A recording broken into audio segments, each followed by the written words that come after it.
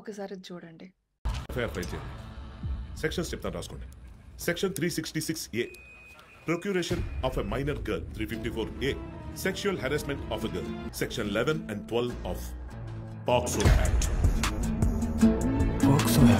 ఇలాంటి కేసులో ఇలానే మీ తప్పనేది లేకుండా ఆర్ మీరు ఏదైనా చాలా చిన్న ఆఫెన్స్ చేసినా కూడా మీ మీద చాలా సీరియస్ ఇంకా ఫాల్స్ సెక్షన్స్ అని మీ మీద పెడుతూ ఉంటే మీకు అరౌండ్ 2 ఇయర్స్ లేదా 10 ఇయర్స్ ఆర్ 20 ఇయర్స్ కూడా పట్టొచ్చు. ఇప్పుడు జ్యుడిషియరీలో ఉన్న పెండెన్సీ బట్టి మీకు తర్వాత అక్విటల్ రావడానికి, అంటే శిక్ష పడకుండా బయటికి రావడానికి. కానీ ఆ టైం లోపు మీరు మీ లైఫ్నే లూజ్ అవుతారు, మీ జాబ్ పోవచ్చు, ఇంకా చాలా వరకు లూజ్ అయిపోతారు కదా.